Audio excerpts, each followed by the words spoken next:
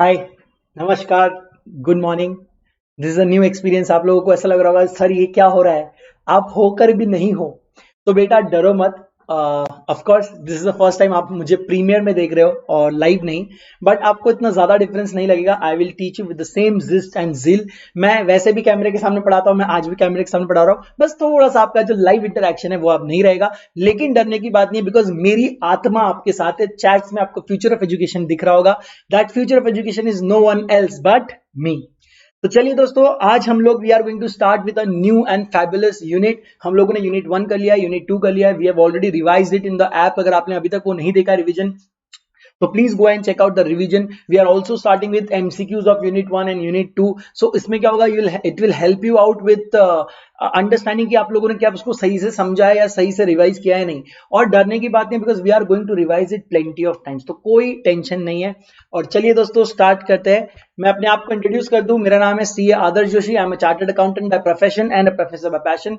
I have wonderful grip on law and that is the reason I have been teaching law from so many years now. I have uploaded hundreds and hundreds of videos online. मैं आपको बता दूं, just CA foundation हमारा जो YouTube channel है और Unacademy app है, इस पे almost in last couple of months हम लोगों ने say somewhere around more than 300 videos I have personally uploaded with respect to law, and आप अभी भी उसको जाकर देख सकते हैं। They are all there available to for all, and also we are continuously coming live every other day. अगर हम live नहीं आ पाते किसी कारणवश, तो ऐसा होता है कि हम प्रीमियर कर देते हैं, but we make sure that education doesn't stop। उसी श्रृंखला में दोस्तों ये वीडियो आपके सामने मैं लेकर आ रहा हूं।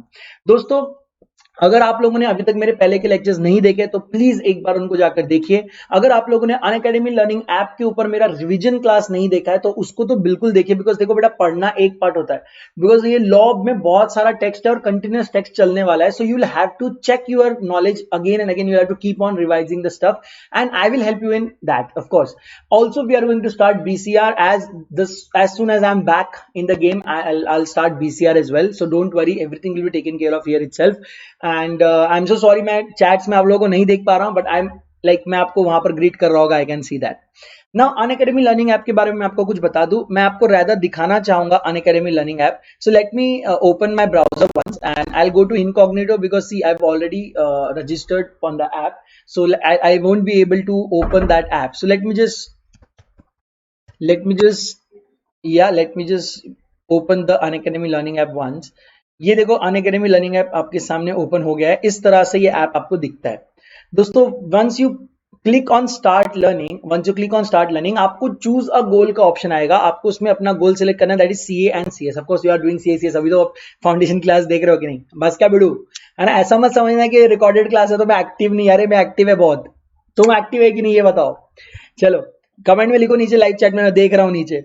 तो दोस्तों यहाँ पर you get an option, a lot of option of course, and get subscription से पहले मैं आपको बताऊंगा what all things you gate. तो देखो सर, जितने भी लाइव क्लासेस चल रही है, जितने टॉप एजुकेटर्स है, जो बैचेस चल रही है, जो बैच स्टार्ट हो चुकी है, जो होने वाली है, जो रिसेंटली कंप्लीटेड क्लासेस है, और best of all classes and everything like that, आपको बहुत सारे ऐसे कोर्सेज यहाँ पर दिखेंगे जो आप फ्रीली देख सकते हैं।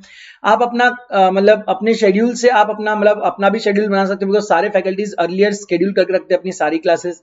लैंग्वेज बैरियर नहीं है, बिकॉज आप अपने मनपसंद लैंग्वेज में पढ़ाई कर सकते हो। आप अपने घर पे बैठ के, दुकान में बैठ के, शॉप पे बैठ के, गाड़ी पे बैठ के, आप किधर भी बैठ के पढ़ाई कर सकते हो, कोई टेंशन नहीं है। अपने एजुकेटर से आप लाइव चैट में इंटरैक्ट कर सकते हो, जैसे कि मैं और मेरी आत्मा अभी आपसे इंटरैक्ट कर रही है, and answer live polls as well. आपको अभी बहुत मजा आएगा जब आप ऐप पे आओगे ना। अब आपने कल देखा ही ना एमसीक्यू में कितना मजा है लाइव पोल में, एंड ऑफ कोर्स वहां पर फिर आपके डाउट भी क्लियर होते हैं, लाइव टेस्ट एंड क्विजेस होते हैं, और एनालिसिस और रिपोर्ट्स आती है, हैक्स अनलॉक होती है, फिर आप हैक्स मुझे डेडिकेट कर सकते हो और अपने मनपसंद फैकल्टीज को डेडिकेट कर सकते हो। All this functions are anyways there, but if you go for plus, let me before we go into plus, मैं आपको बता देता हूं what all things you get. Suppose आपने ये ऐप डाउनलोड कर लिया, ऐप डाउनलोड करके आपने गोल सिलेक्ट कर लिया, then you get an option to go for plus. दोस्तों प्लस में क्या होता है ना, you get 30+ hours of live sessions every single day. आपको स्ट्रक्चर्ड कोर्सेज मिलते हैं English as well as Hindi में। 14+ टॉप एजुकेटर्स आपको आते हैं पढ़ाने, और साथ में मेरे भी प्लस कोर्सेज आप देख पाएंगे जो सिर्फ और सिर्फ प्लस के स्टूडेंट देख सकते हैं। And new courses are also getting published every other month, so that is the best part कि आपको प्लस में ये सब चीजें मिलती है जो बाहर नॉर्मली नहीं मिलती। ओके, सो ये daily live classes, structure courses, unlimited access. Of course what do you mean by unlimited access? Sir आपका रेफरल कोड यूज करके अगर हमने प्लस लिया तो हम जितनी भी फैकल्टीज प्लस में पढ़ाते हैं सारे फैकल्टीज के प्लस क्लास देख सकते हैं। फैकल्टी वाइज रजिस्ट्रेशन नहीं है बेटा, single registration and unlimited access to all the plus courses. Then once you press get subscription, देखो आपको बहुत सारे ऑप्शन आते हैं, 1 month, 3 month, 6 month, 12 month and 24 month. Let us take an example of 24 months, because why 24 months मैं आपको बता दूं, बिकॉज देखो बेटा वेरी सिंपल लॉजिक, बहुत सिंपल है। लेट मी एक्सप्लेन कि व्हाई 24 मंथ्स। सो दोस्तों सबसे पहले तो मैं आपको बता दूं दैट 4 सब्जेक्ट आपके हैं, 4 subjects are there in foundation and 8 subjects are there in intermediate, in total आपको 12 सब्जेक्ट्स प्रिपेयर करने हैं। Now for this 12 subjects you end up paying almost 1 lakh rupees. This is the bare minimum, इससे नीचे नहीं होता है। Okay, this 1 lakh rupees of course. Okay, now what happens is, इसमें आपको 12 फैकल्टीज के वीडियोस मिलते हैं, जो कि हो सकता है कि आपने जिनको पहले ना देखा हो, आप सिर्फ जोश में चले गए और बाद में आपको पता चला कि यार इनके तो पढ़ने में मजा नहीं आ रहा है। सो आप यहाँ पर पैसा भी वापस नहीं ले सकते या किसी और से पढ़ भी नहीं सकते। This money is lost and now you have to again pay to for another faculty. और इसमें लिमिट भी होती है कि आप इतने मंथ्स में इतनी ही देख सकते हैं, इतने बार ही देख सकते हैं। व्हाट इफ आई से कि 24 मंथ्स के लिए मैं आपको प्लस सब्सक्रिप्शन दूंगा, जिसमें 150 से भी ज्यादा फैकल्टीज आप पढ़ सकते हो, एक ही सब्जेक्ट के मल्टीपल फैकल्टीज से भी आप पढ़ सकते हो, जिनसे एक फैकल्टी के वीडियोस आप अनलिमिटेड टाइम देख सकते हो। पूरा 24 मंथ्स तक कोई रोकेगा नहीं, जितने बार वीडियो देखना है, जिस फैकल्टी के देखना है। और हो सकता है एक लॉ है, आप मुझसे एक चैप्टर पढ़ रहे हो, किसी और फैकल्टी से कोई और चैप्टर पढ़ रहे हो, बिकॉज आपकी मर्जी, आपके पास ये ऑप्शंस रहेंगे। और ये सब आपको में मिलेगा 1 लाख में नहीं, 80,000 में नहीं, 40 में भी नहीं, 30 में भी नहीं, 20,000 में भी नहीं। हाँ दोस्तों, यहां पर लिखा है 21,000, बट जैसे ही आप ये सीए आदर्श रेफरल कोड लगाएंगे, देखो मैं आपको बताता हूं कैसा मैजिक होता है। ये रेफरल कोड है, यहां पे मैंने सीए आदर्श लिख दिया, सीए, देखो मैं भी वही गलती करता हूं, आप भी मत करना, CAADARSH, तो ये CAADARSH ऐसा होता है, याद रखना। जैसे ही आप CA आदर्श लिखेंगे और अप्लाई करेंगे, देखो magic, every figure will come down by 10% और यहां पर you will end up paying only 18,900। Proceed करो, मोबाइल नंबर डालो, ओटीपी से लॉगिन करो and you are good to go, you can make the payment and start learning।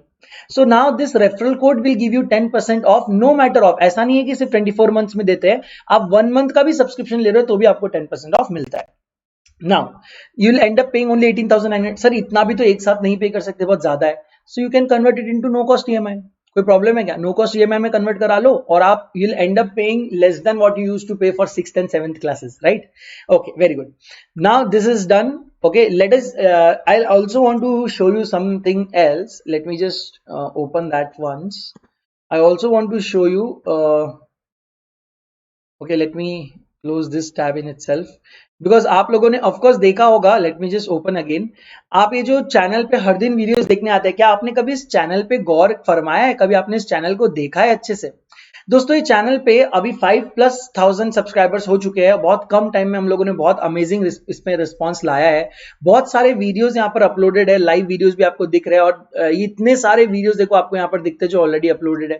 And playlist में अगर आप जाएंगे तो आपको बहुत अलग अलग टाइप की प्लेलिस्ट मिलेगी, जैसे आरटीपी, एमटीपी, सेक्शन लर्निंग, मैं अपने सब्जेक्ट की बात कर रहा हूँ, फिर प्रैक्टिस मिलेंगे, है ना। उसके अलावा आपको मिलेंगे फिर कुछ इनोवेटिव वीडियोस भी मिलेंगे आपको, फिर नॉर्मल कोर्सेज मिलेंगे, मैराथन कोर्सेज मिलेंगे, इंग्लिश रिवीजन मिलेगा, बहुत सारे प्लेलिस्ट है। So I will request you to check all this playlist out और हो सकता है आपके काम की बहुत सारी चीजें आपको इसके अंदर मिल जाए, या आप एनीवेज ओल्ड फैशन वे पूरा वीडियोस भी आप ट्रैवल कर सकते हैं and you will be able to see all this videos that are been uploaded online.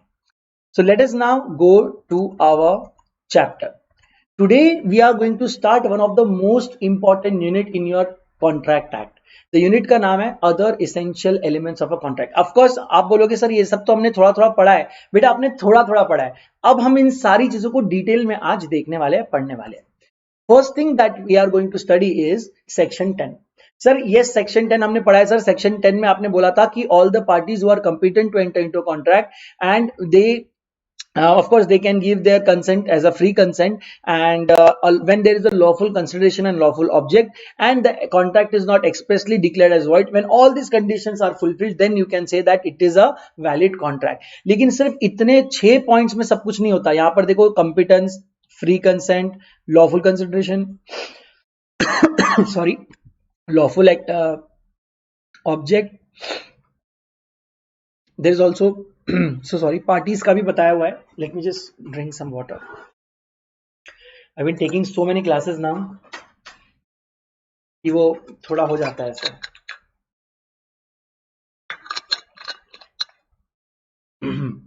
then and not expressly declared void। not expressly declared void. So all these 6 points are not enough.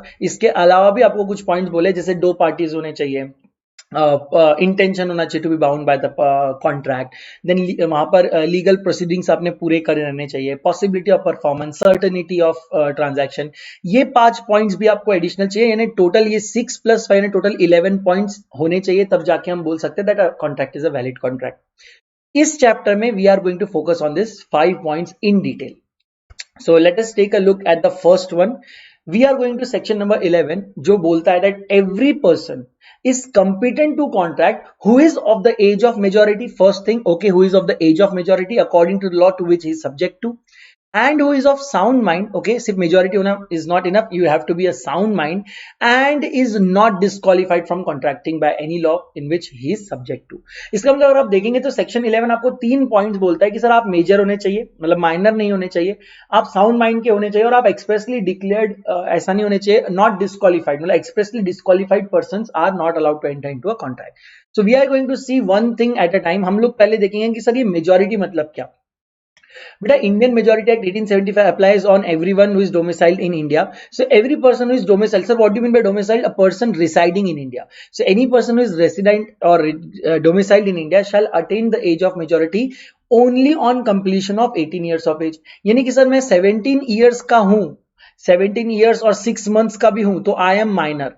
Till the time मेरा वो birthday नहीं आता, और मेरे birthday पे जब तक मैं 18 इयर्स पूरी तरह मैं कंप्लीट नहीं करूंगा, जब तक मैं 18 इयर्स का नहीं हो जाऊंगा, तब तक के लिए I will remain minor. And the moment मेरा 18th वो बर्थडे आ गया एंड मैं 18 इयर्स का हो गया, then from that moment onwards I will be termed as a major according to Indian Majority Act 1875.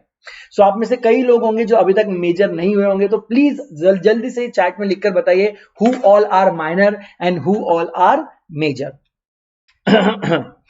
Now the age of majority being 18 years, a person less than that age even by a day would be a minor for the purpose of contracting. So आप ऐसा भी हो सकता है कि आपका कल birthday है 18th और आज आप कॉन्ट्रैक्ट कर रहे हो, still that contract will be void ab initio, that is void since the very beginning of the contract. Now let us see second point, that is a contract. मैंने आपको अभी ये पॉइंट बता ही दिया है, कुछ there is some problem, I don't know what is happening. या मैंने आपको ये पॉइंट बताया, a contract made with or by any minor is void ab initio. What do you mean by sir void ab initio? अभी आपने just बताया sir void ab initio मतलब void since the very beginning. Void since the very beginning. Sir, void contracts मतलब these contracts are not valid when even when they were made. मतलब ये कभी जीवन में ये valid थे ही नहीं, ये इसको बोलते हैं void ab initio. Now what is the difference between void and void ab initio? बेटा void का मतलब होता है कि when a contract ceases to be enforceable, it is known as void contract when it ceases to be enforceable, which means it was valid when it was made, and later on due to some impossibility or change in law, हम लोगों ने सारा last chapter में देखा है और हमने revise भी किया है, that it became void. But in this case, in case of void ab initio, it was never ever valid. It was never ever valid. It was always void even when it was made. So that is the difference between a void contract and a void ab initio contract. So void ab initio is something that was never valid. अब देखो sir, इसके case मैं एक बहुत amazing case आपको यहां पर देना चाहता हूं. इसका केस का नाम है मोहरी बीबी वर्सेस धर्मोदास घोष. अब मुझे वाला केस लॉज बहुत पसंद है, तो यहां पर देखो क्या हुआ. यहां पर एक माइनर सा बच्चा था, एक माइनर था मिस्टर ए. ध्यान से देखना, ये केस बहुत इंटरेस्टिंग है. ए वॉज अ माइनर, मतलब ये 18 साल का नहीं हुआ है. इसने क्या किया, इसने कुछ मनी बोरो किया फ्रॉम बी. कितना मनी बोरो किया इसने? 20,000 रुपीज बोरो किए. कब? जब वो माइनर था. ध्यान से देखो. अब मुझे बताओ, बी ने क्या खाली पीली इसको पैसा दिया होगा? कुछ तो सिक्योरिटी ली होगी ना इससे, कुछ तो गिरवी रखवाया होगा. तो आपने क्या किया, कुछ चीजों को, कुछ लैंड प्रॉपर्टी, गहने, jewellery, something, you mortgaged something for this. आपने क्या किया?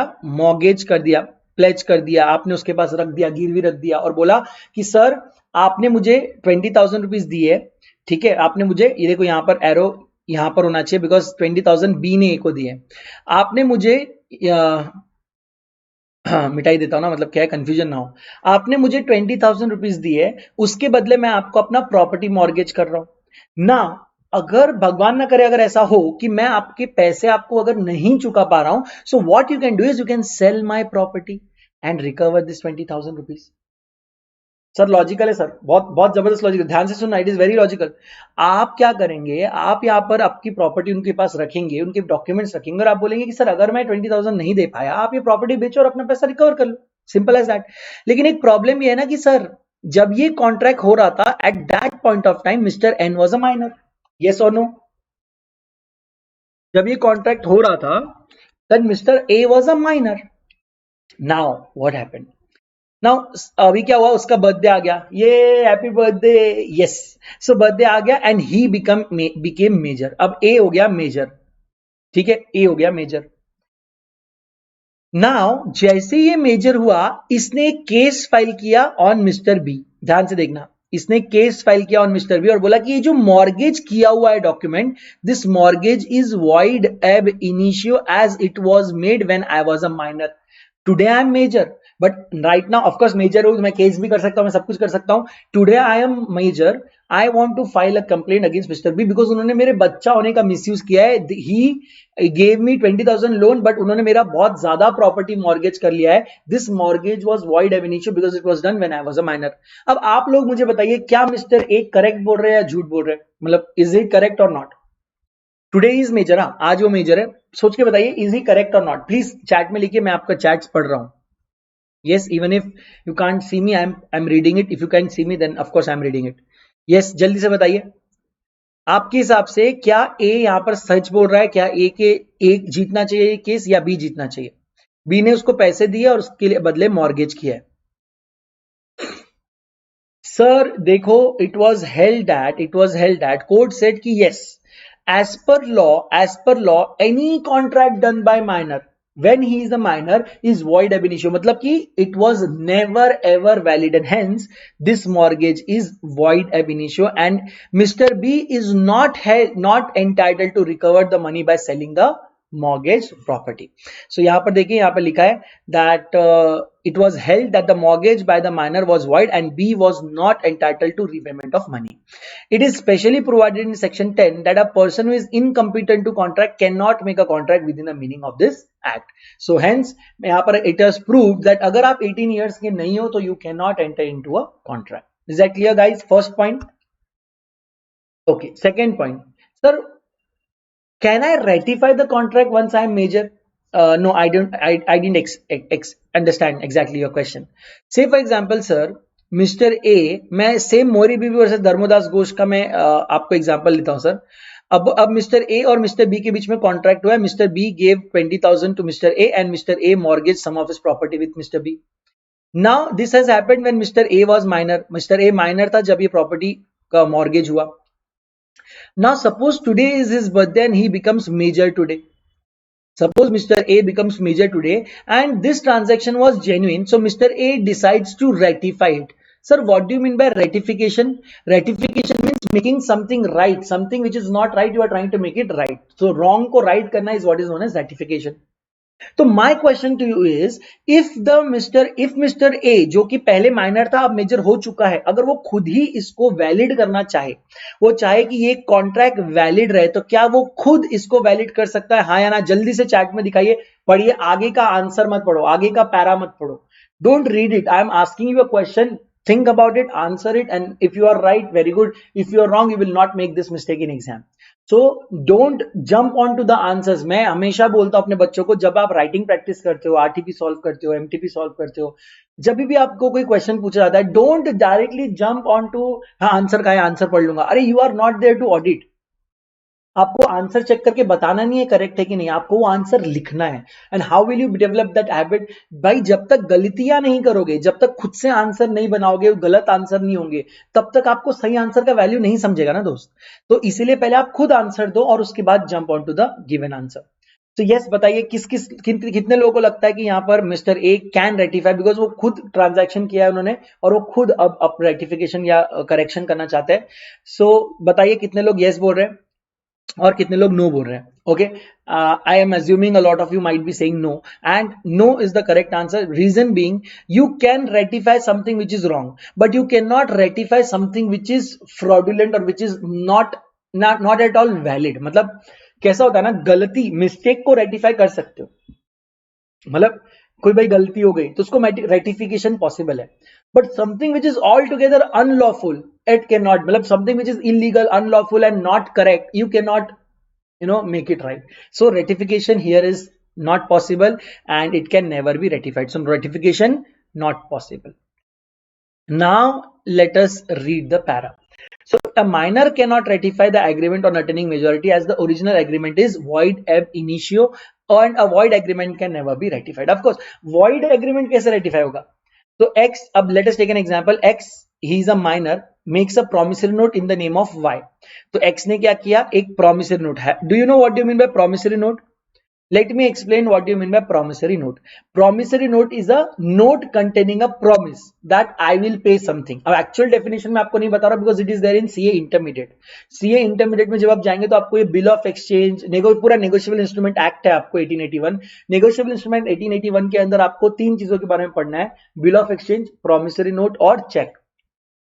अब उसमें आपको प्रोमिसरी नोट का डेफिनेशन पता चलेगा, but simply it is a person who is taking undertaking to pay a certain sum of money to और ऑर्डर ऑफ सर्टेन पर्सन और to the bearer of the instrument. It is promissory note. मतलब क्या है sir, आप मुझे फिर भी नहीं समझा. Say for example let me before we go into this example let me explain promissory note because otherwise वो एग्जांपल ही नहीं समझेगा आपको. से फॉर एग्जांपल मिस्टर ए ने कुछ गुड्स परचेज किए मिस्टर बी से, लेकिन ऑन क्रेडिट. सर क्रेडिट तो समझता है ना, उधारी में खरीदा है. मिस्टर बी ने इनको बोला कि सर आप उधारी में ले रहे हो, मुझे पेमेंट कब करोगे, कुछ तो प्रॉमिस दो कि आप कब पेमेंट करेंगे. तो mister A gives a promise to mister B. इस प्रॉमिस को मैं यहां पे नाम दे रहा हूं promissory note. Sir why I am calling it promissory note? Because it is written in a particular format. ऐसा एक पेज रहेगा है ना, उस पे यहां पर डेट लिखी होगी, यहाँ पे प्रॉमिसरी नोट का नंबर लिखा होगा, यहाँ पे लिखा होगा आई Mr. A promise to pay Mr. B, whatever Mr. B rupees so and so. मुझे नहीं पता अभी ये गुड्स से फॉर एग्जांपल 1000 रुपीज की गुड्स है तो रुपीज 1000 ओके ऑन. अब यहाँ पर इनका क्रेडिट पीरियड है सपोज 30 डेज, यहाँ पर 30 डेज का क्रेडिट पीरियड है. So on so and so, या तो फिर आफ्टर 30 डेज या ऐसा कुछ तो भी आप लिख देंगे, या आप डेट बता देंगे. आफ्टर तो नहीं देंगे तो क्रेडिट पीरियड ये हो जाएगा. So on 38th day from today, मतलब आज के दिन से on 38th day from today, ऐसा कर देते हैं. तो आपको समझ में आ रहा है क्या है? एक सिंपल प्रॉमिस है कि भाई मैं एग्री करता हूं ऑन 30th डे, मतलब आज से 30 दिन जब हो जाएंगे उस दिन जो 30th डे रहेगा 30th, उस दिन मैं आपको ये 1000 रुपीज पे कर दूंगा. नाउ दिस प्रॉमिस, अच्छा यहाँ पर ऑफकोर्स यहाँ पर आपका साइन भी रहेगा, बिना साइन करे कैसे ना, आपको साइन करना पड़ेगा. सो अब ये प्रॉमिस पक्का प्रॉमिस है भाई, मतलब आपने डॉक्यूमेंट पे लिख के साइन कर दिया ना. अब ये प्रॉमिस को मैं बोलता हूं promissory note. It is a negotiable instrument, it can be transferred by mister B to someone else. Now if अगर मिस्टर बी ने ये प्रोडक्ट खरीदे होंगे मिस्टर सी से, तो rather than paying rupees to Mr. C, Mr. B can pay by promissory note as well. Why? Because it's a पक्का promise ना, तो पक्का promise माँ कसम वाला है. तो अब ये promissory note भी आप आगे किसी और को दे सकते हो और based on that promissory note Mr. C will give some goods to Mr. B. इतना खतरनाक है, as good as cash हो जाता है. So यही अब आपको समझा promissory note क्या है? It's just a note, simple note containing a promise, unconditional undertaking to make payment to certain person. Now that you have understood promissory note, let us understand this question. तो X ने, who is a minor, अब यहां पर ध्यान देना, X is a minor, he has made a promissory note in the name of Y. Okay, promissory note मतलब क्या? Mr. X ने लिखा होगा I Mr. X promise to pay certain sum of money to Mr. Y on so and so date. Is that clear? Okay. Now on attaining majority, suppose Mr. X का birthday आ गया and Mr. X now becomes a major.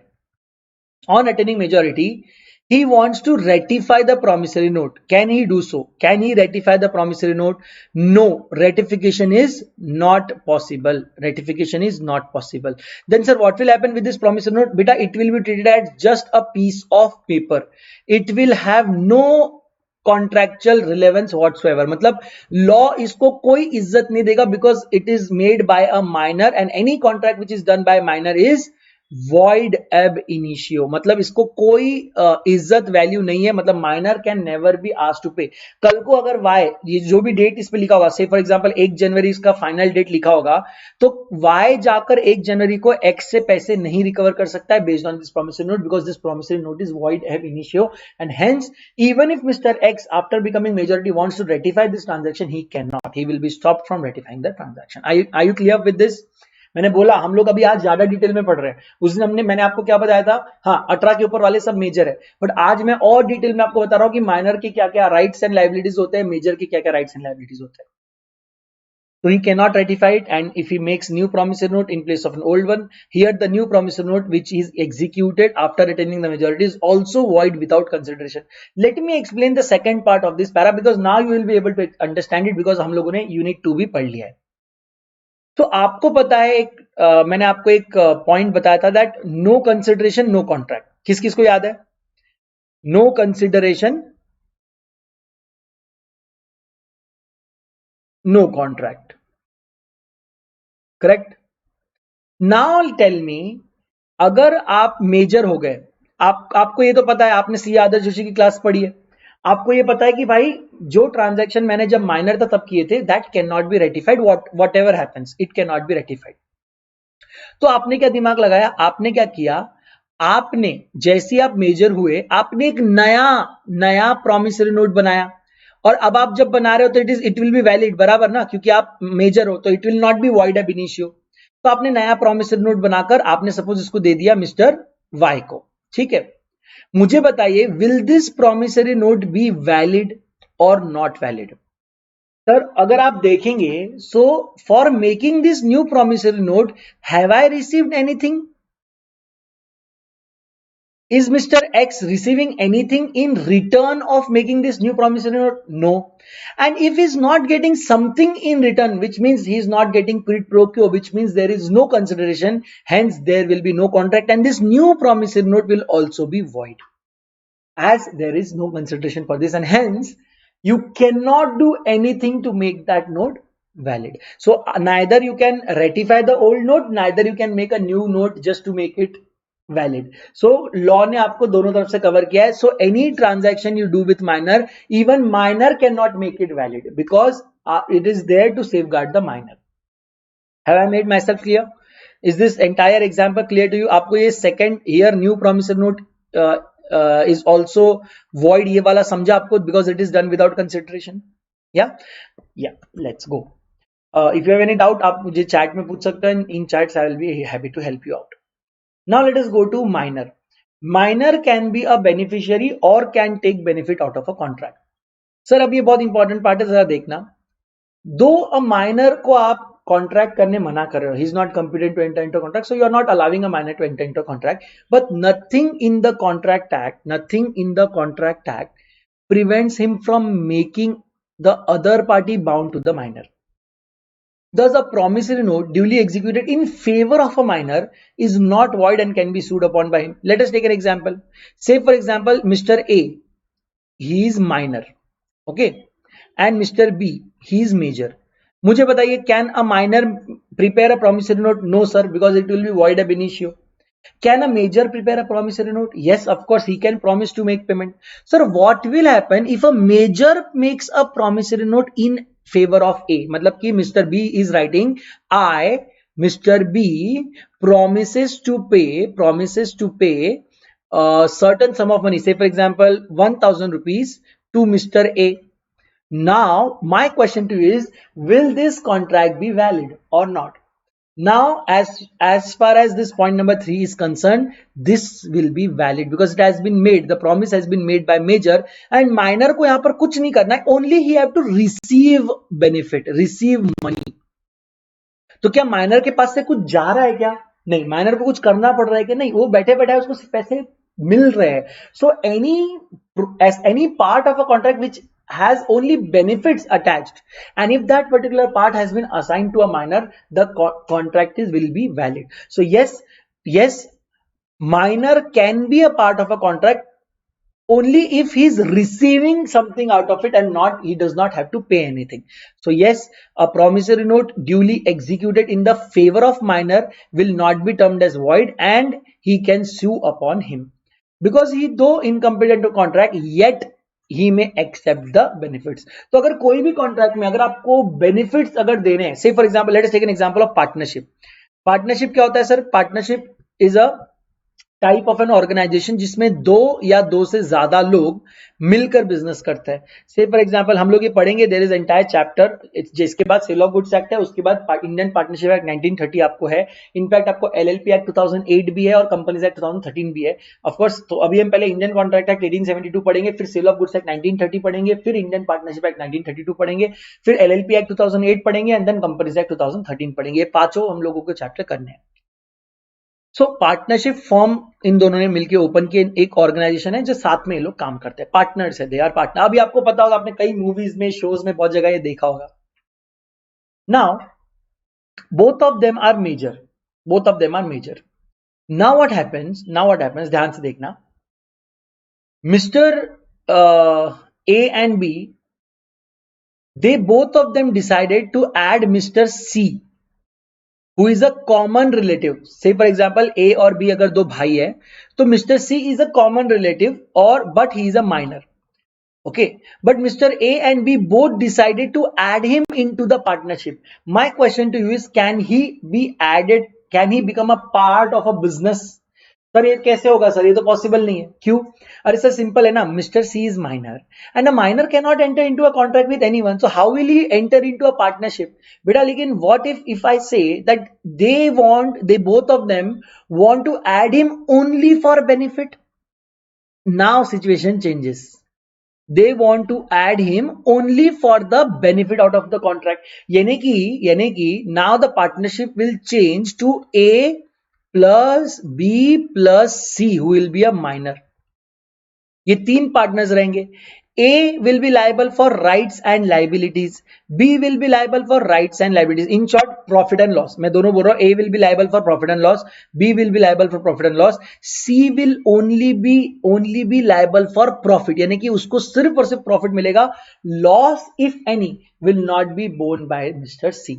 अब आप मुझे बताइए, अगर मैं आप सिर्फ बेनिफिट देना चाहता हूं, can I add mister C into the partnership और नॉट? सो बेटा डरने की बात नहीं है. Section 30 of the Indian partnership act 1932 allows adding a minor as a partner only by a consent of all the existing partners. ये याद रखना, 100% पार्टनर्स जो अभी करंट पार्टनर्स है, they should accept and then only a minor can be admitted for the benefit of the partnership. Sir कितने partner ऐसे हो सकते हैं? बेटा अप टू 50 पार्टनर्स हो सकते हैं किसी भी पार्टनरशिप फॉर्म में. और सपोज 49 पार्टनर्स है आपके पार्टनरशिप फॉर्म में, तो all 49 of them should agree and then only you can add one minor partner, because of course then 50 का लिमिट आपका है. Then you can add a minor partner only for the benefit. Don't worry, we will see this section in detail when we go to partnership act. But मैं आपको समझाना चाहता हूं कि अगर आप माइनर है तो डरो मत. ऐसा मुझे मालूम है कि आप कॉन्ट्रैक्ट नहीं कर सकते, बट अगर कोई भी कॉन्ट्रैक्ट में कोई बेनिफिट पार्ट अगर आ रहा है, then that part you can enjoy. तो promissory note in favour of minor allowed.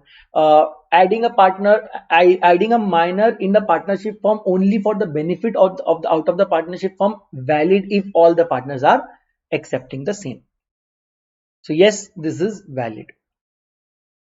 And sir, what if बताइए सर कि if the other party refuses to pay minor, अगर अदर पार्टी ने माइनर को पे करने से मना कर दिया, क्या माइनर कुछ कर सकता है? Yes, minor can get a decree. Sir what do you mean bye decree? DECREE. अभी तक कुछ बच्चे जिनका एग्जाम है वो भी मुझे पूछ रहे थे डिक्री मतलब क्या. Decree is an order of court.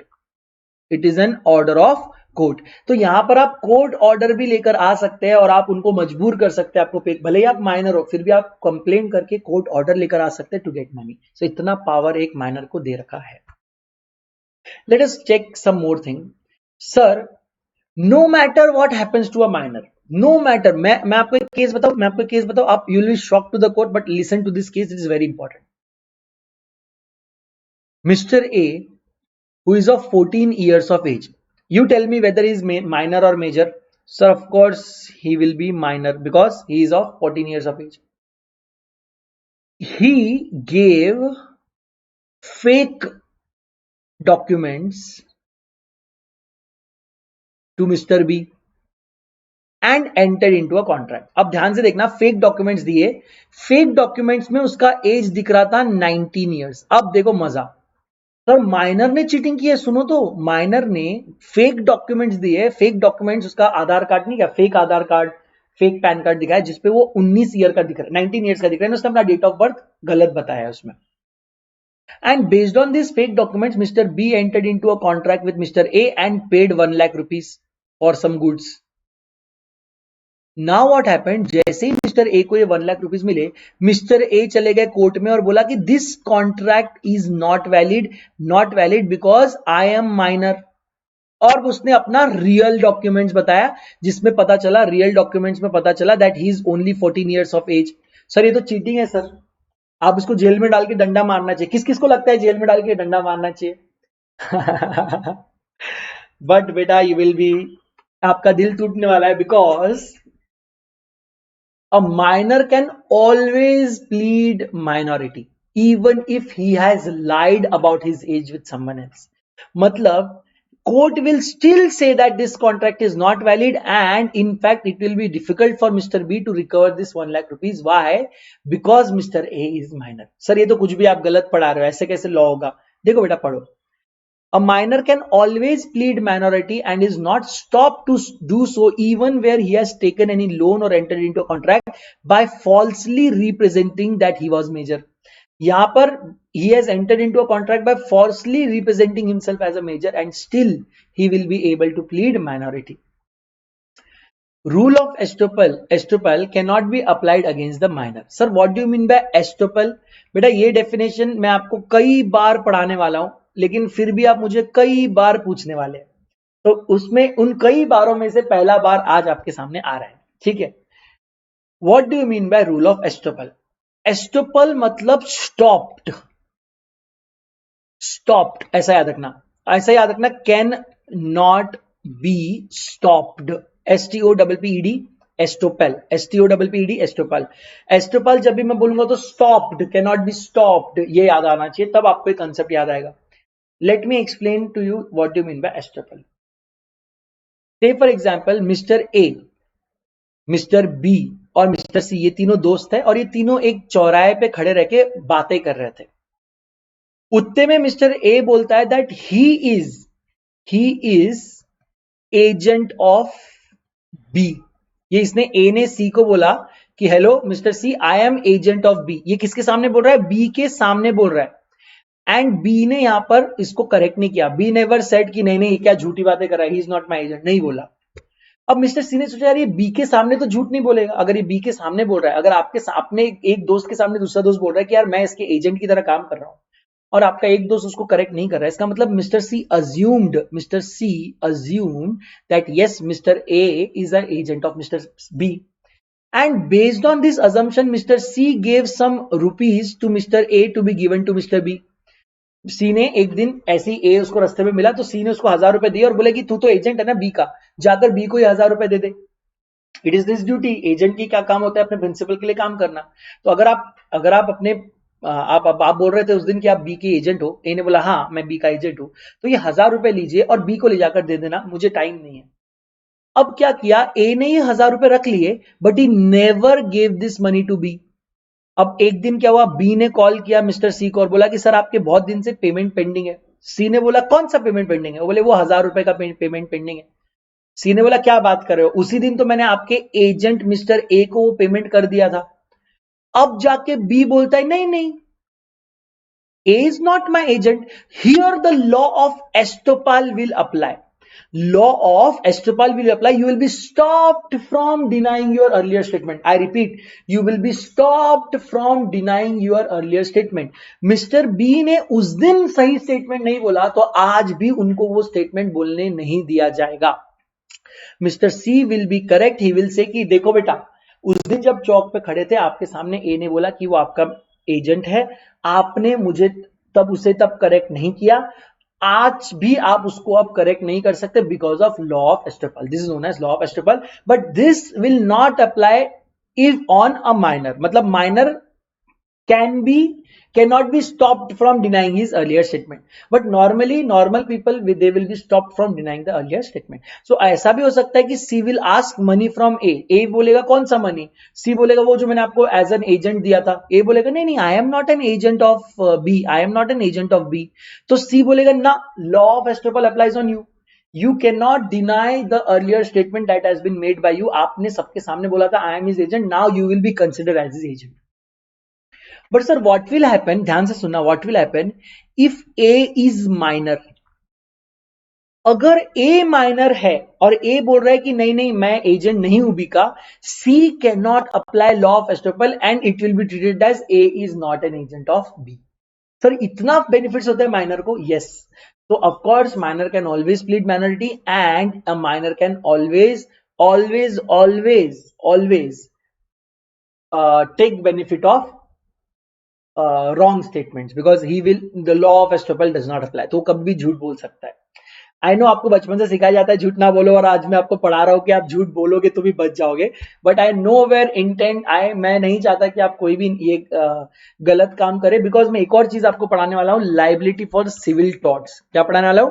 Liability for civil torts. जब मैं पढ़ाऊंगा तो मैं आपको बताऊंगा कि ऐसा नहीं है कि आप इनडिस्ट्रक्टिबल और लॉ आपको कुछ नहीं कर सकता. Yes, law can still do a lot of things with you. So उसके लिए आप प्रिपेयर रहना. Now liability for necessities. Sir, what do you mean by necessities? Necessities मतलब जरूरत का सामान. Say for example, Mr. A, he is a minor, but वो बहुत ज्यादा गरीब है, उसके पास खाने के लिए मतलब he don't ना फूड शेल्टर क्लोथिंग, ये तीनों चीजें इसके पास नहीं है. ना उसके पास खाने के लिए खाना है, पहनने के लिए कपड़े भी नहीं है, रहने के लिए छत नहीं है. तो अब आप मिस्टर बी हो और आप बहुत अमीर इंसान हो और आपका दिल भी बहुत अच्छा है. आपने मिस्टर ए को फूड, शेल्टर और क्लोथिंग प्रोवाइड किया. अब कल को मिस्टर ए मेजर बने, उन्होंने एक जॉब ज्वाइन किया, अच्छी जगह जॉब मिल गई उनको, है ना. आपने उनको टीचिंग भी करवाया, आपने उनका पढ़ाई भी करवाया, आपने अच्छे अच्छे कॉलेजेस में, स्कूल्स में उनसे पढ़ाई करवाया, बहुत सारा खर्चा आपने किया. और इसके बाद ए मेजर बन गए, और मेजर बनने के बाद उसको जॉब लगा, उसको अच्छा खासा पेमेंट आ रहा था, अच्छी खासी प्रॉपर्टी हो गई. Now mister B wants to recover the amount spent on necessities on mister A. My question to you is, can mister B recover the amount spent on food, shelter, clothing and teaching that he has spent on mister A? क्या mister B अपना जो उन्होंने necessities के लिए खर्च किया था mister A minor के लिए, जब वो माइनर थे, क्या वो पैसा अब मिस्टर बी रिकवर कर सकते हैं, हाँ या ना? जल्दी बताइए, क्या लगता है? लॉजिकली बताइए. सर लॉजिकली तो लगता है कि कर सकता है, बट हमको टेक्निकली ऐसा लगता है कि sir any contract done with minor is void ab initio and hence ये नहीं कर पाएगा. लेकिन बेटा नेसेसिटीज इज एन एक्सेप्शन. ध्यान से पढ़ते हैं, ध्यान से पढ़ो, आपको आंसर मिलेगा. The case of necessities supplied to minor और to any other person whom such minor is legally bound to support is governed by section number 68 of the Indian Contract Act. A claim for necessaries supplied to a minor is enforceable by law, but a minor is not liable for any price that he may promise and never for more than the value of necessaries. बोले sir simple है, अगर आपने legally किसी minor को कुछ provide किया है तो सेक्शन 68 बोलता है कि यस, आप claim for necessaries supply to minor आप कर सकते हो, it is an enforceable contract. But minor ने, अगर जब वो माइनर था और उन्होंने सपोज ए जब माइनर था, उसने बी को प्रॉमिस किया कि सर मैं आपको, आप मेरे लिए खाना ला रहे हो, आप मेरे को पढ़ाई करवा के दे रहे हो, मैं आपको एक दिन 1 करोड़ रुपए दूंगा. ये कब प्रॉमिस किया उसने? जब वो माइनर था. Can this promise be enforce later on? No. ध्यान से सुनो मैं क्या बोल रहा हूं. आप अगर किसी बच्चे को खाना दे रहे हो जो भूखा है, आप उसको कपड़े दे रहे हो जो बेचारा नंगा है, आप उसको कपड़े दे रहे हो, जिसके पास रहने को जगह नहीं आप उसको छत दे रहे हो, of course he will be emotionally attached to you, और वो आपको बहुत बड़े बड़े प्रॉमिस करेगा कि पापा या अंकल जो भी बोलेगा आपको, बोलेगा आपको मैं बहुत पैसा दूंगा जब भी मैं कमाऊंगा. लेकिन all those promises will not be enforceable by law. No, only the actual amount spent on food, shelter, clothing, education, all those things can be recovered only and not other things. So any promise that he has made can never be recovered. Only the value of necessaries provided can be recovered. क्या समझ में आया आपको? तो जो promise कर रहा है माइनर वो रिकवर नहीं होगा, बट जो एक्चुअल पैसा आप खर्च करें वो रिकवर हो जाएगा. There is no personal liability of a minor. But only the property is liable, यानी कि सर माइनर की पर्सनल लाइबिलिटी आप कभी मतलब personally minor can not be held liable, हाँ उसकी प्रॉपर्टी में से आप उसको रिकवर कर सकते हैं। To render minor state liable for the necessaries two condition must be satisfied. कोई भी माइनर की आप स्टेट में से पैसा अगर रिकवर करना चाहते हैं, दो कंडीशंस आपको सेटिस्फाई करनी है। कौन सी? Sir the contract must be for the good reasonably necessary for his support in the state of life. Sir मतलब मुझे एक बात बताइए, अगर एक माइनर है, मैं उसको आईफोन खरीद के दे रहा हूं, मैं उसको गोल्ड के इयररिंग्स बनाकर दे रहा हूं, मैं गोल्ड की चेन बनाकर दे रहा हूं, क्या ये नेसेसरीज है? क्या इनके बिना वो जी नहीं सकता? ध्यान से सुना, गोल्ड चेन, अंगूठी, iPhone, these are not necessary necessities. हाँ आप नॉर्मल फोन खरीद के देते so that he can connect with you, और आप नॉर्मल लैपटॉप खरीद के दे रहे हो so that he can study, they might come under necessities depending upon the situation. But iPhone है ना, 10 लाख का लैपटॉप सर 10 लाख की कार दे देना, गोल्ड चेन दे देना, दीज आर नॉट नेसेसिटीज। ये क्या है? लग्जरी है, and luxury can not be recovered. Okay, the minor must not already have a sufficient supply of this. से फॉर एग्जांपल माइनर के पास already कपड़े हैं, उसके पास ऑलरेडी घर है, उसके पास ऑलरेडी खाना है, और आप जबरदस्ती उसको और घर खाना कपड़ा दे रहे हो, can you recover that? No. जो चीज माइनर के पास अबंडेंट में है, जो चीज अबंडेंट में उसके पास पड़ी है, तो आप जबरदस्ती क्यों दे रहे हो ना? जब उसके पास वो चीज नहीं होगी तब उसको देना, तब आप उसको रिकवर करना। कोई चीज जबरदस्ती उसको खाना दे रहे हो, उसका पैसा ला रहे हो, उसको चाहिए भी नहीं उतना खाना, सो ये भी नहीं होना चाहिए। So keeping this in mind, now tell me, can Mr. B recover amount spent on food, shelter, clothing and teaching on Mr. A? Yes, he can recover that. Can he recover that from Mr. A's personally? No, he can recover that from Mr. A, from his estate. Necessaries mean those things that are essentially needed by a minor. They cannot include luxuries or costlies or unnecessary articles. Necessaries extend to all such things that a reasonable person would supply to an infant in that class of society. Sir ये बहुत important part है कि आप कौन से class of society से belong करते हो, lower class, lower middle class, higher middle class, है ना, कि टॉप क्लास में आप आते हो। अगर आप करोड़पतियों के बेटे हो और ड्यू टू सम रीजन आप माइनर हो और आपको कोई नेसेसिटीज प्रोवाइड करने की बारी आ रही है, तो एक करोड़पति के बच्चे के लिए जेड सिक्योरिटी भी नेसेसिटी हो सकती है। ध्यान से सुनो, अगर कोई करोड़पति है तो उसको पढ़ाई करने के लिए फॉरेन में भेजना भी एक नेसेसिटी हो सकती है। वही अगर कोई एक गरीब का बच्चा है तो उसके लिए सिक्योरिटी आप उसको प्रोवाइड नहीं करेंगे, आप उसको फॉरेन में पढ़ाई में भी प्रोवाइड ना कर पाओ, उसके लिए आप कॉर्पोरेशन स्कूल का भी पैसा भर दो तो बहुत बड़ी बात है, अगर कोई नॉर्मल स्कूल का, प्राइवेट स्कूल का। तो कौन से क्लास ऑफ सोसाइटी से वो माइनर बिलोंग करता है उसके ऊपर पता चलेगा कि what is necessity and what is luxury. Okay. Expenses on minors' education, funeral ceremonies come within the scope of what necessary. अगर किसी माइनर की दुखद मृत्यु हो गई, उसके मृत्यु होने के बाद अगर आपने उसके अंतिम संस्कार में कुछ पैसा खर्च किया, that money can also be claim from the property of the minor. तो जो भी वो प्रॉपर्टी है माइनर की, उसमें से आप वो पैसा रिकवर कर सकते हो कि भाई मैंने इसके अंतिम संस्कार में इतने इतने हजार रुपए खर्च किए, उतना आप मुझे दे दो, and that is a valid case and that money you can recover. तो पढ़ाई के लिए और ये सारे फ्यूनरल सर्विसेज के लिए ये सारे पैसे आप रिकवर कर सकते हो। The whole question turns upon the minor's status in life. Utility rather than ornament is the criteria, कि यूजुअली आप जो देना चाहोगे उसका यूटिलिटी होना चाहिए, it should not be an ornament. जैसे गोल्ड रिंग, ऑर्नामेंट्स देके कोई मतलब नहीं है, utility do, give him laptop. I can say laptop is not a luxury because nowadays everyone requires a phone or laptop to study. So that is not a luxury anymore. But iPhone, it still might be a luxury because normal phone भी काम करते हैं, correct? So yes, you'll have to decide based on that. So I hope आपको ये सारे point समझे। Let us consider some more points. Minor के बारे में आज मैं बहुत कुछ पढ़ाने वाला आपको। Contract done by guardian. Sir, though a minor's agreement is void, his guardian can, under certain circumstances, enter into a valid contract on minor's behalf. Where the guardian makes a contract for the minor which is within his competence and which is for the benefit of the minor, there will be a valid contract which the minor can enforce. देखो दोस्तों, minor can not enter into contract. Section 10 ने आप बोल दिया, section 11 ने बोल दिया। Section 11 क्या बोलता है कि भाई anyone who is not 18 years of age is not competent to enter into contract. But what if minor wants to enter into a contract? आपने देखा होगा कई मूवीज में छोटे बच्चे एक्टिंग करते हैं, रोल्स करते हैं, कई सीरियल्स में रोल करते हैं, कई जगह पर बच्चे परफॉर्म कर रहे हैं, कई सिंगर है, कई डांसर्स है, कई आपको डांसिंग शो, सिंगिंग शोज में छोटे छोटे बच्चे। तो क्या वहां पर कॉन्ट्रैक्ट नहीं होता होगा? कॉन्ट्रैक्ट होता है, but not between the minor and the third party. It happens between the guardian of the minor or third party. Now what do you mean by guardian? Guardian मतलब who is taking care of that minor. It may be his parents, और अगर उस बच्चे को parents नहीं है तो anyone who is allotted as a guardian for that person. Now क्या माइनर के सारे कॉन्ट्रैक्ट गार्डियन कर सकता है या उसको कोई लिमिट है? There is a limit. All contracts made by guardian on behalf of minor are not valid. For instance, a guardian of the minor has no power to bind the minor by a contract for the purchase of immovable property. एक guardian अपने minor के पैसे से minor के लिए कि कोई immovable property खरीदने का कॉन्ट्रैक्ट नहीं कर सकता है. ही can not bind minor for that. Why?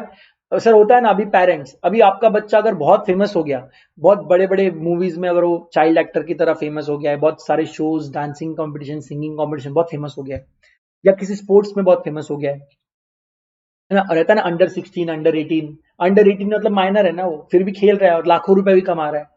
तो क्या करते हैं, कभी कभी पेरेंट्स या गार्डियंस माइनर के पैसा यूज करके कोई प्रॉपर्टी में इन्वेस्ट करना चाहते हैं. So it was held that minor can not be held liable for any of this transaction until and unless the court has appointed you for that. अब देखो आगे का लाइन पढ़ रहा हूं. But a contract entered into by a certified guardian. Sir what do you mean bye certified guardian?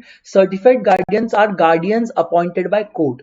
So if you are a certified guardian of a minor with the sanction of the court for sale of the minor's property, then this contract may be enforced by either party to the contract. तो अगर आप minor की property बेचने की बारी आ रही है और कोर्ट ने किसी एक बंदे को certified guardian of the minor appoint किया है और उसको सैंक्शन दिया है कि आप माइनर की प्रॉपर्टी बेच सकते हो, बिकॉज माइनर की प्रॉपर्टी नेसेसिटीज के लिए पे करने के लिए और भी कुछ कॉन्ट्रैक्ट में पे करना पड़ता है माइनर को. तो all that things for making all those payments उसकी state can be held liable. And state held liable है मतलब उसकी स्टेट बेचनी पड़ेगी. तो वो बेचने के लिए court will give a sanction to a registered guardian, a certified guardian, and then he will make a contract to sell the property belonging to the minor. And then minor will be bound to justify or go through the contract. Now, no one, neither the parents nor the guardians, can enforce a specific performance from the minor. A minor's agreement being absolutely void, there can be no question for a specific performance of such an agreement. So, आप किसी भी हालत में minor को कोई काम करने के लिए जबरदस्ती नहीं कर सकते. नो इंसॉल्वेंसी, क्योंकि minor is incapable of entering into a contract. So of course कहीं पे भी वो लाइबिलिटी के लिए एंटर नहीं कर सकता. अगर वो किसी भी लाइबिलिटी में कोई कॉन्ट्रैक्ट नहीं कर सकता, he can never B an insolvent. He can never be an insolvent. So a minor cannot be declared insolvent as he is incapable of contracting debts and due are payable from the personal properties of minor and he is not personally liable. तो आपको जो dates और dues होते हैं वो उसके liability उसके state में से पे किए जाने चाहिए, उसके पर्सनल कोई लाइबिलिटी नहीं होता है. और जब आपकी पर्सनल कोई लाइबिलिटी है नहीं तो how will you be called as insolvent? Insolvent मतलब अ पर्सन जिसके डेट्स आर मोर एंड मतलब पैसा असेट्स आर लेस, पैसा कम है और उधारी ज्यादा है, उसको इंसॉल्वेंट बोलते हैं. बट माइनर कॉन्ट्रैक्ट कर ही नहीं सकता तो उधारी लेगा कैसे, और उधारी ले ही नहीं सकता तो वो इंसॉल्वेंट कैसे होगा? देन पार्टनरशिप, मैंने आपको सेक्शन 30 ऑलरेडी बताया. A minor can be added into a partnership for the benefit of the partnership with the consent of all the other partners of the firm. And sir, can a minor be an agent? Yes, he can be an agent. Let me give you an example. Mr. A is a father और उनका एक बेटा था Mr. B. He is minor. Okay, minor son. Now what happened? Mr. A appointed Mr. B as an agent. Agent बनाकर mister B को ए बोलता है, ए पापा बेटे को बोलता है कि जा बेटा जाकर अपनी कार जो है वो सेल कर दे. कार जो है वो सेल कर दे. कितने में सेल करेगा? Not less than 5 lakh rupees. ध्यान से सुनना, ये वाला केस अच्छा है. Not less than 5 lakh rupees. भाई आप 5 लाख से नीचे ये बेचना मत. अब देखो क्या हुआ. अब ये तो बेचारा माइनर है, ये गया अपने दोस्त के यहां और वो कार 2 लाख रुपए में बेच के आ गया.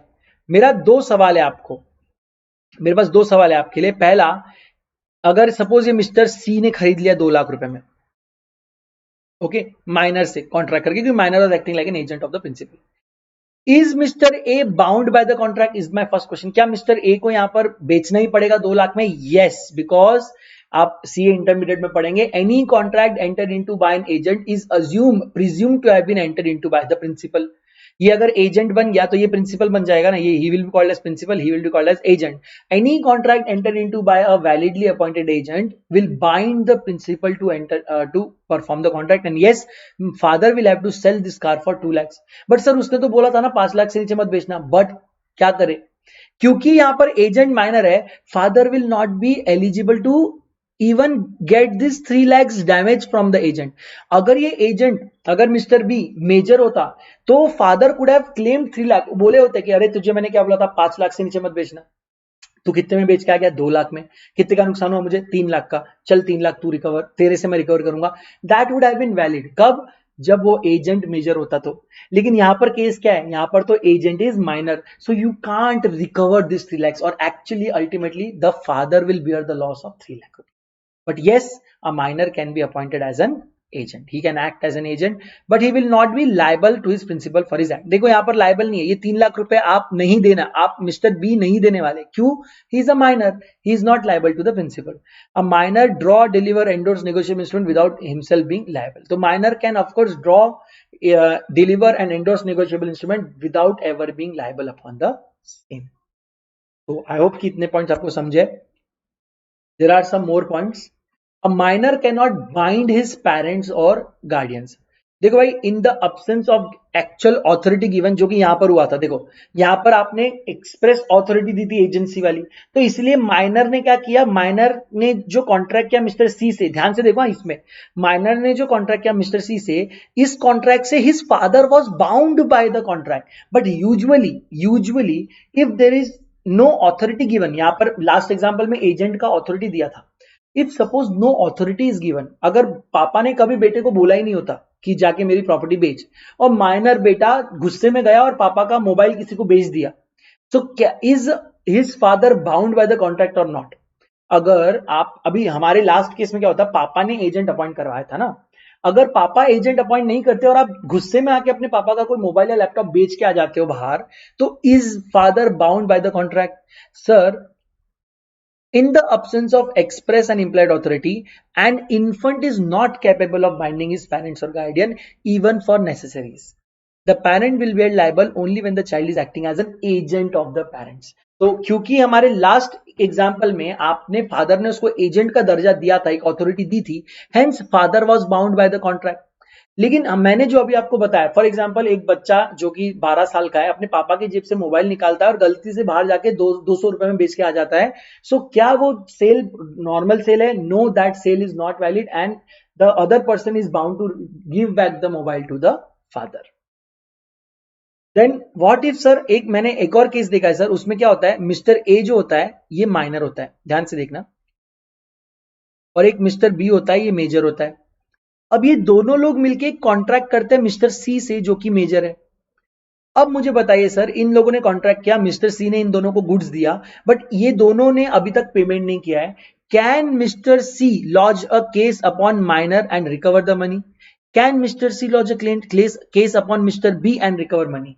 Sir, mister C can lodge, yes, a case against Mr. B and recover the money, but he will not be allowed, no, he will not be allowed to file a case against the minor and recover the money, because any transaction entered into by minor is void ab initio. ये कहां लिखा है sir? यहां पर लिखा है आपके लिए, सेनदास वर्सेस रामचंद्र, ये हुआ था Sendas versus Ramchandra. In such a case, the adult will be liable on the contract and not the minor. In Sendas versus Ramchand, where there was joint purchase by two purchasers, one of them was a minor, it was held that a vendor could enforce the contract against the major purchaser and not against the minor. तो आप ये major पर्चेजर के against में आप case करके पैसा recover कर सकते हो, बट माइनर के ऊपर केस करके आप पैसा रिकवर नहीं कर सकते। Sir, can you give surety for a minor? अब ये बहुत इंपॉर्टेंट पार्ट है, can you give a surety for a minor? Yes, say for example, Mr. A, he is major. Mr. B, he is minor. And Mr. C, he is again major. Now, Mr. B, minor, wanted to buy some goods from Mr. C. Mister C ने बोला कि अरे मैं बच्चों को goods नहीं बेचता, तो मिस्टर ए ने मिस्टर बी के लिए मिस्टर सी को गारंटी दी। गारंटी मतलब श्योरिटी, कि भाई साहब जब भी बी आपसे कोई गुड्स खरीदने आए आप उसको गुड्स दे दो और बिल आप मुझे भी दे देना। अगर अगर वो आपको बी पैसा नहीं देता है तो मैं आपको पैसा दे दूंगा। क्या ये गारंटी वैलिड है? Yes, this guarantee is valid. It will be considered as a adult to adult transaction.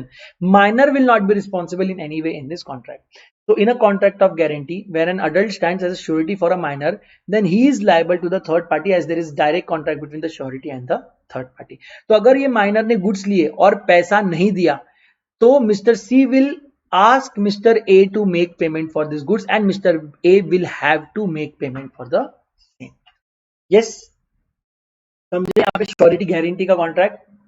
तो मिस्टर ए ने गारंटी दी थी मिस्टर सी को और बोला था कि अगर मिस्टर डी बी आपको पेमेंट नहीं करते जो कि माइनर है तो मैं आपको पेमेंट कर दूंगा। This guarantee was valid and अगर मिस्टर बी पेमेंट नहीं करते being a minor, if he does not pay, mister C has a right to recover the same from mister ए।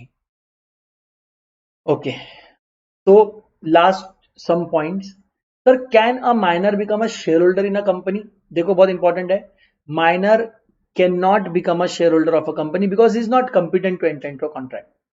लेकिन what if sir mister A के पास shares थे, mister A died and his share got transfer to mister X, उसका बेटा who is a minor, and गलती से company के register of member में अब मिस्टर एक्स का नाम लिख के आ गया who is a minor.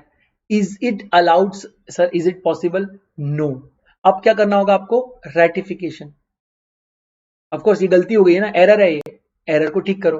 So if by mistake a minor becomes a member, the company can resign the transaction and remove his name from the register. But a minor may, acting through his lawful guardian, become a shareholder by transfer or transmission of fully paid up shares of the company. Sir क्या है ना, अगर देखो यहां पर ये जो shares है अगर ये पार्टली पेड होते तो in the event of winding up of the company जो पार्ट पे नहीं हुआ है, जो पार्ट अनपेड है, वो कंपनी आपसे मंगा लेती, लेकिन आप माइनर हो तो आप कैसे दोगे? तो ये प्रॉब्लम होगा, इसीलिए यहां पर आप रेटिफिकेशन कर रहे हो, कैंसलेशन कर रहे हो। लेकिन व्हाट इफ मिस्टर ए के पास फुल्ली पेड अप शेयर होते तो?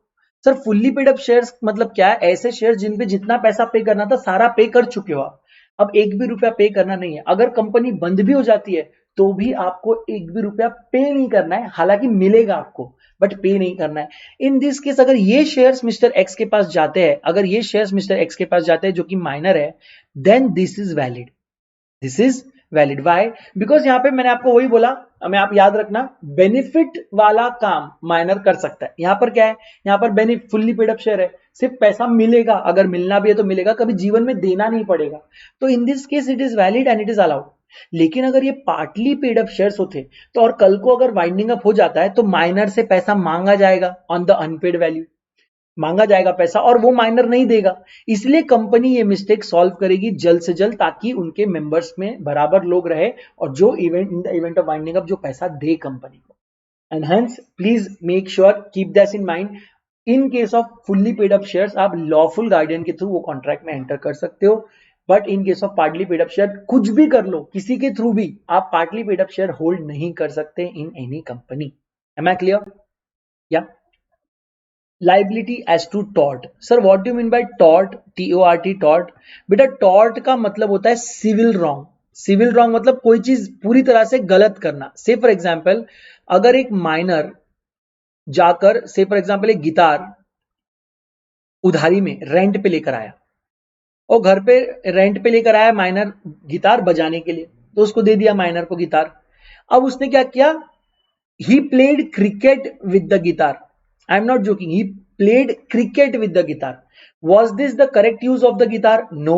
उस वजह से गिटार पूरा का पूरा ब्रेक हो गया, टूट गया, पूरा का पूरा टूट गया। क्या माइनर यहां पे जिम्मेदार रहेगा या नहीं? अब आपका मन चिल्ला चिल्ला के बोल रहा होगा सर नहीं नहीं जिम्मेदार नहीं रहेगा, माइनर है, आपने इतने रूल्स पढ़ा है। But tort means civil wrong. A minor is liable in tort unless the tort in reality is a breach of contract.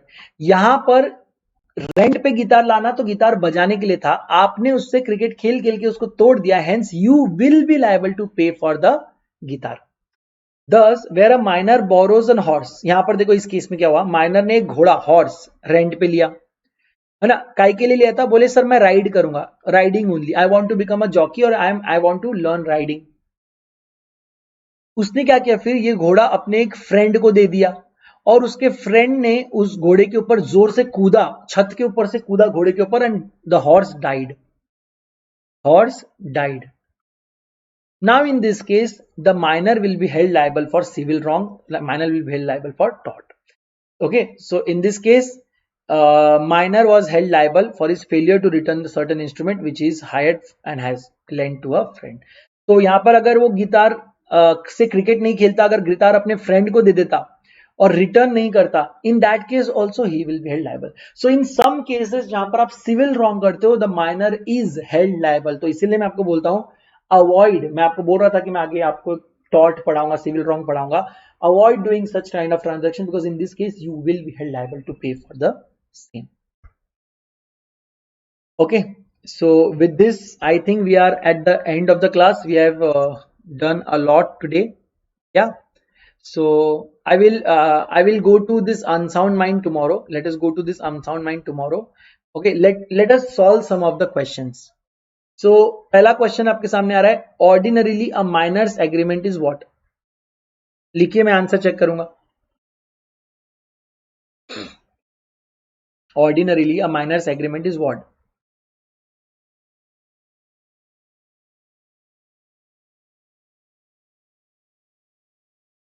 आपको 1A 1B 1C 1D ऐसे आंसर लिखना है।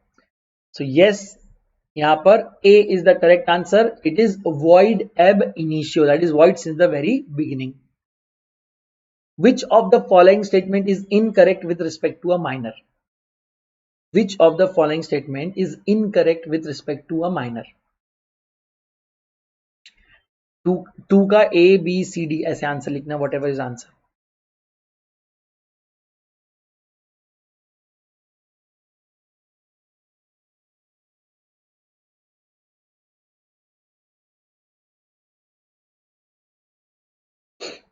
Correct, B is wrong, mine ये गलत है, minor can always plead minority, ये यहाँ पे this statement is incorrect. Mine यहाँ पर नॉट लिखा है which is wrong, minor can be a beneficiary और can take benefit out of contract. So ये नॉट की वजह से ये इनकरेक्ट स्टेटमेंट हो गया। क्वेश्चन था which of the following statement is incorrect, so the answer should be B, not C. हाँ, सी नहीं, C is correct, minor can always plead minority. Next, which of the following statement is incorrect with respect to a minor?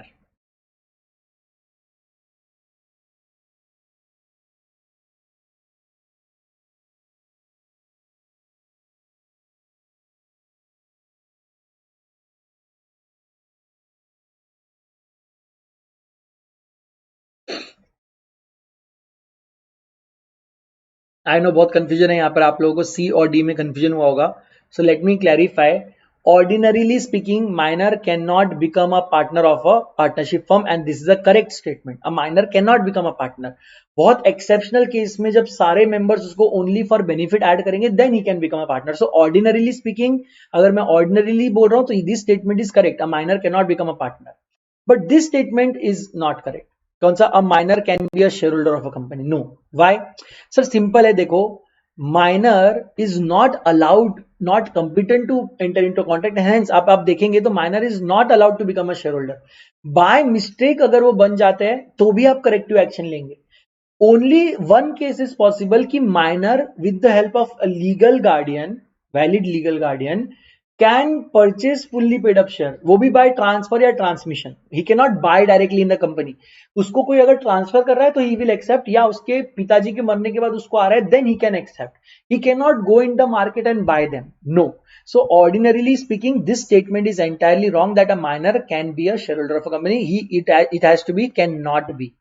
A minor cannot become a shareholder of a company. मैं फिर से बता दूं, generally speaking, a minor cannot become a partner. बहुत exceptional situation में you can add him as a partner in benefit. So यहाँ पर D is the correct answer. अभी भी आपको मैं बोल रहा हूँ, बहुत लोग कंफ्यूज होंगे, बट स्टिल मैं बता रहा हूँ, ordinarily you can not become a share holder, आप शेयर्स खरीद नहीं सकते मार्केट से। लेकिन अगर आपको ट्रांसफर या ट्रांसमिशन से मिल रहा है, वो भी लीगल गार्डियन के थ्रू, खरीद नहीं सकते। ट्रांसफर या ट्रांसमिशन, ट्रांसमिशन मतलब मृत्यु के बाद, अपने पिता की मृत्यु के बाद आपको मिलना, ट्रांसफर मतलब किसी और ने आपको बेचा या गिफ्ट दिया। इन दैट केस अगर वो फुल्ली पेड अप शेयर है, लीगल गार्डियन के थ्रू मिल रहा है, ट्रांसफर और ट्रांसमिशन से मिल रहा है, तब जाके आप उसके शेयर ले सकते हो। And still it is not clear कि whether you will be called as a member और नॉट। सो इसीलिए D is the correct answer here. Okay, let us, यहां पर अभी कल करेंगे हम ये बाकी के क्वेश्चंस, ये बाकी के क्वेश्चन हम कल करेंगे, ठीक है। चलिए देखो, इस टाइप के क्वेश्चंस आ सकते हैं। Though a minor is not complete to contract, nothing in the contract act prevents him from making another party bound to a minor, discuss. इस टाइप के क्वेश्चंस आपको एग्जाम में आते हैं। तो आपको यहाँ पर इस तरह से लिखना है that okay minor can be a beneficiary और take benefit out of a contract. फिर आपको लिखना है कि though it is he is not competent to enter into contract, he ये पूरा का सेंटेंस आपने लिखा कि he can of course making other party bound. Promissory note duly executed in favour is not void, ये भी आपको लिखना है। Minor can not become partner in partnership, लेकिन देखो पहला लिखा क्या लिखा है, कैन नॉट बिकम, लेकिन बाद में क्या बोला है, however he may with the consent of all the partners admitted only for the benefit that too by following section 60।